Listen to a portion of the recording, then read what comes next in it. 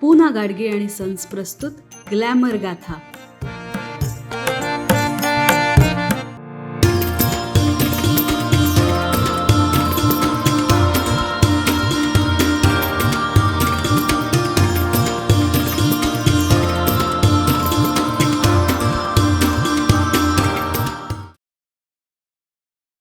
नमस्कार. ग्लॅमर गाथाच्या आजच्या भागात मी चैताली तुम्हा सगळ्यांचं सहर्ष स्वागत करते. तुम्हाला माहिती आहे का, 1946 साली इंग्रजांच्या रॉयल नेव्हीमधील भारतीय सैनिकांनी बंड पुकारलं होतं आणि याच बंडामध्ये एक प्रसिद्ध भारतीय गीतकार सुद्धा सामील झाले होते. या बंडामुळे त्यांना तुरुंगवास भोगावा लागला होता, पण वय कमी असल्यामुळे त्यांना इंग्रजांनी सोडून दिलं. हे ज्येष्ठ गीतकार म्हणजे आनंद बक्षी. वयाच्या अवघ्या 14व्या वर्षी बक्षी साहेबांनी रॉयल नेव्हीमध्ये नोकरी स्वीकारली. बंडामुळे ही नोकरी गेली, पण भारत देशाला स्वातंत्र्य मिळाल्यावर ते पुन्हा एकदा भारतीय सैन्य दलात सामील झाले होते. पण कलेच्या क्षेत्रात काहीतरी करायचं म्हणून आनंद बक्षी 1951 साली मुंबईत आले. 3 वर्ष प्रयत्न करून सुद्धा काही झालं नाही, त्यामुळे परत एकदा ते सैन्य दलात परतले. 1956 साली मात्र त्यांनी मनाशी खुणगाठ बांधली की काहीतरी करून दाखवायचंच. ते पुन्हा एकदा मुंबईत आले. परत एकदा बक्षी साहेबांनी प्रयत्न सुरू केले. थोड्या उशिरा का होईना त्यांना एका चित्रपटासाठी गाणी लिहिण्याची संधी मिळाली आणि आपल्या मनाशी ठरवल्याप्रमाणे कलेच्या क्षेत्रात गीतकार म्हणून आनंद बक्षी यांनी आपला प्रवास सुरू केला.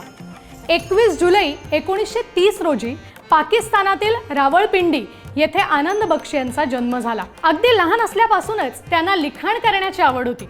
1956 साली ते परत मुंबईत आल्यावर काही काम मिळत नव्हतं आणि त्यांच्या जवळचे पैसे सुद्धा संपत आल्यामुळे त्यांनी परत जाण्याचा निर्णय घेतला.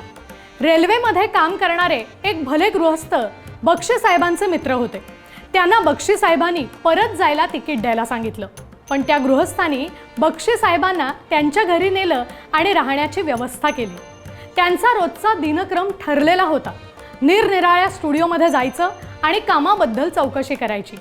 असंच एकदा त्यांना समजलं की ज्येष्ठ अभिनेते भगवान दादा यांच्या चित्रपटासाठी गीतकाराची गरज आहे आणि हीच ती घटना ज्याने त्यांचं आयुष्य बदलून टाकलं.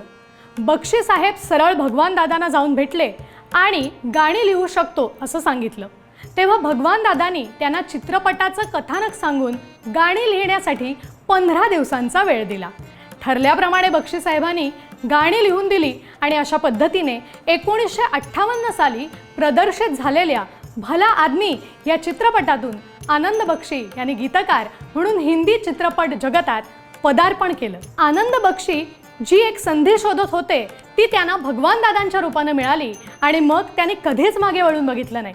1965 साली प्रदर्शित झालेल्या जब जब फूल खिले या चित्रपटानं गीतकार म्हणून त्यांचं नाव संपूर्ण हिंदी चित्रपट जगतात प्रसिद्ध झालं. त्यानंतर आराधना, दो रास्ते, कटी पतंग, अमर प्रेम, हरे रामा हरे कृष्णा, बॉबी, शोले, अमर अकबर एंथनी, एक दूजे के लिए, कर्ज, नाम, चांदनी, दिलवाले दुनिया ले जाएंगे, परदेस, मोहब्बते, कर्मा, गदर, यादे अशा अनेक गाजलेल्या चित्रपटांसाठी त्यांनी गाणी लिहिली. गीतकार म्हणून आनंद बक्षी यांनी लिहिलेली मेरे सपनों की रानी, कोरा कागज था ये मन मेरा, प्यार दीवाना होता है, दम मारो दम, कुछ तो लोग कहेंगे, ये दोस्ती हम नहीं तोड़ेंगे, पर्दा है पर्दा, ओम शांती ओम, ताल से ताल मिला, मैं निकला गड्डी लेके अशी काही गाणी आजही लोकांच्या मनावर राज्य करत आहेत. आपल्या 5 दशकांच्या कारकिर्दीत त्यांनी 600 पेक्षा जास्त चित्रपटांसाठी जवळपास 3000 गाणी लिहिली आहेत. Laxmikant Pyarelal, R D Burman, Kalyanji Anandji, S D Burman, A R Rahman अशा अनेक दिग्गज संगीतकारांबरोबर आनंद बक्षी यांनी काम केलं. हिंदी चित्रपटांबरोबर त्यांनी पंजाबी चित्रपटांसाठी सुद्धा गाणी लिहिलेली आहेत. बऱ्याच कमी लोकांना ही गोष्ट माहीत असेल की आनंद बक्षी यांना गायक व्हायचं होतं.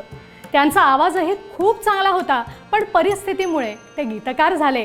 पण त्यांनी गाणी अशी लिहिली की जोपर्यंत संगीत या जगतात आहे तोपर्यंत ही गाणी रसिकांच्या मनात घर करत राहतील. गीतकार म्हणून काम करत असताना के आजा तेरी याद आई ओ बालम, सुन बन तो बात मेरी, जगत मुसाफिर खाना अशी काही गाणी त्यांनी गायली आहेत. आनंद बक्षी यांना 1979 साली आदमी मुसाफिर है 1982 साली, तेरे मेरे बीच में 1996 साली, तुझे देखा तो आणि 2000 साली इश्क बिना अशा 4 गाण्यांसाठी फिल्मफेअर अवॉर्ड्सचा सर्वोत्कृष्ट गीतकाराचा पुरस्कार सुद्धा मिळालाय. 30 मार्च 2002 साली आनंद बक्षी यांनी या जगाचा निरोप घेतला. पण त्यांनी लिहिलेली गाणी ही आपल्या मनात कायम घर करून राहतील हे मात्र नक्की. त्यांचं कुठलं गाणं तुम्हाला आवडतं हे आम्हाला जरूर कमेंट करून कळवा. आपण भेटणार आहोत पुढच्या भागात. आत्ता मात्र निरोप घेतेय. नमस्कार.